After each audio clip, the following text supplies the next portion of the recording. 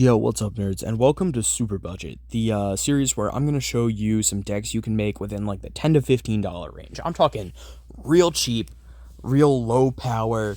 If you're trying to teach a child how to play, this is probably what I would do. Something like that. Like, these are super low power. I mean, they could still somewhat compete, but like it's cheap. It's cheap. That's what we're going with. So this is what I like to call Mystery Incorporated. It's a clue-based deck with artifact strategy stuff.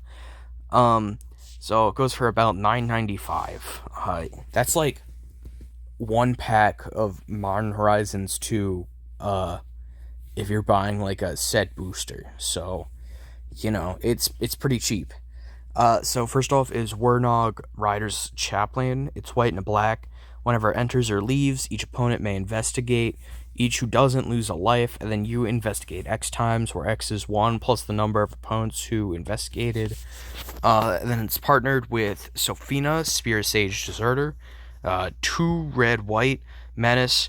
Whenever attacked, investigate for each non-token attacking creature. It's a 4/4, so both of them are like solid bodies and can go in for attack wins. Both create treasures. And that's kind of the strategy of the deck. So, Stirge is kind of just a sacrifice creature. It's meh. Thraben Inspector it investigates. Atog can sacrifice the artifacts as payoff. And it's kind of that like whole Phantom Atog thing where an opponent can block in with a 2/2 and think that they're going to beat it, but then you can sacrifice an artifact. But then, if you don't want to sacrifice an artifact then, they could always just not block the 2/2 or the 1/2 Atog, and then you only hit them for 1 because you just choose not to clue, or like whatever you want to do. It's a way to use the clues. Blood Aspirant is going to benefit. You get a +1/+1 counter whenever you sacrifice a clue.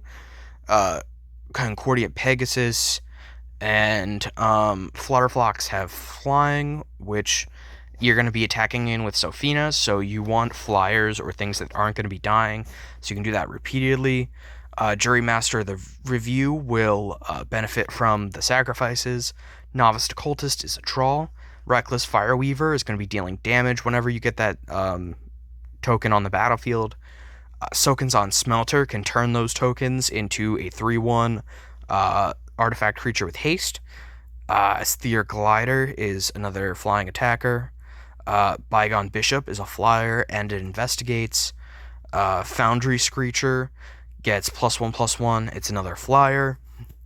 Ingenious Artillerist is another burn from the clues hitting the battlefield. Nadier's Nightblade is going to benefit from those clues being sacrificed. Quicksmith Genius will help you churn through your deck to find the cards you need, because you're just going to keep creating clues. Salivating Gremlins is going to benefit from those clues entering the battlefield. So Sophina's trigger is on attack. So if you attack in with 5 creatures, including Sophina and the Salivating Gremlins, it's going to get +10, +0, and trample, making it a 12/3 trampler, just because you attacked in with it. Driver the Dead can return a creature card with converted mana cost 2 from your graveyard to the battlefield. This is a way to get back Wernog or Atog or Blood Aspirant, any of those important pieces. Extruder is a sacrificed outlet for the clues, and it's also going to get really big. Search Party Captain is benefiting from how many creatures you attacked with, which the whole point of the deck is to attack with creatures to create clues. It's also going to be drawing you a card. Wicked Guardian can have an opponent deal, or you can have it deal 2 damage to another creature you control if you do draw a card. You want that card draw, and then Wernog also has a death trigger, so you can just ping Wernog with it. Havoc Jester benefits from sacrificing permanents. Archon of the Falling Stars can return enchantment cards from your graveyard to the battlefield. There's a couple of enchantments we'll get to.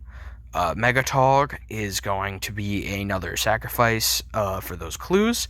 It's going to get really big. It's probably going to be how you finish out games. Same with Hellkite Igniter. If you swing in with it and 4 other creatures, you're creating 5 treasures.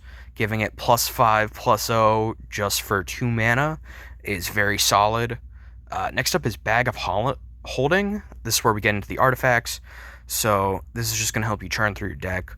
You got Charcoal Diamond for ramp. Dragonspark Reactor gets counters for all of the clues entering and can either take a player out, deal damage to creatures, whatever. Fire Diamond is ramp. Marble Diamond is ramped. Oni-Cult Anvil. So when you sacrifice an artifact, you create a 1/1 construct once per turn. And then you can sacrifice one by tapping it to deal 1 damage to each opponent. You're going to have the clues. It's just another way to use them. Raven Wings will help your commander get in without having to die in combat. Boros Locket's ramp. Jalum Tome is draw. Orzhov Locket, Rakdos Locket, Sisei's Ring are ramp. Tomio's Journal is going to let you sacrifice 3 clues to, tutor. So it's just a search. It's a way to sacrifice the clues. It's a way to go find things in the deck. Ghastly Demise is removal. Shock is removal. You are already dead is removal. Blade Brand will give your creature Death Touch, which generally makes them less likely to be blocked. It's also going to draw you a card, or it can act as removal if you are blocking already. Costly Plunder will let you sacrifice one of your clues to draw 2. It's pretty good. Fierce Retribution will destroy an attacking creature. It's removal. Reckoner's Bargain, you can just sacrifice a clue if you want. Augur Spree, removal. Welding Sparks is removal. Otter End is removal. Dissension in the ranks. Target blocking creature fights another target blocking creature. I believe this stops things from blocking, so if you need to get Wernog in, that's a way to do it. Humble the Brute is removal and will investigate. Reckless Airstrike is removal. Foul Play is removal, and you investigate. Sign in Blood is draw. Destructive Hampering will help your creatures get in safely. Planner Outburst is board wipe. Dead Weight is removal. Dragon's Mantle is a draw and pump. Valor, the Might of the Worthy, is just pumping a creature. Angelic Gift is a draw and also flying to help you get in.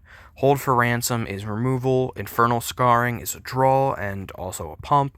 Underhanded Design, so whenever you create a clue, you can pay 1, have each opponent lose 1, and you gain 1. It's not always going to be good, but it's an option, and then you can also sacrifice it to draw a creature, making it more removal. Thorough Investigation, so whenever you attack it, you investigate. And then clues will help send you through the dungeon. So that can just be more value. Certain dungeons have creatures. It's just going to be another way for the deck to possibly win. Lands-wise, we're going Bloodfell Caves, Evolving Wilds, Lorehold Campus, Mountain, Plains, Scored Barrens, Swamp, Trainway Station, Windscarred Crag. It's not great, but it's kind of what you have to deal with when you're making a super budget deck. And then the last land is Havengul Laboratory, so you can pay 4 to investigate it, and then if you sacrifice 3 or more clues this turn, you transform it. When it transforms, return a target creature from your graveyard to the battlefield. When the creature put into the battlefield with it leaves the battlefield, you transform it again. It's just another thing to do with your clues. It can help bring things back. But overall, let me know what you think. How would you upgrade this deck out of a super budget to like a build your own precon level, because $10 is extremely cheap. That's just what I'm going to tell you. So let me know.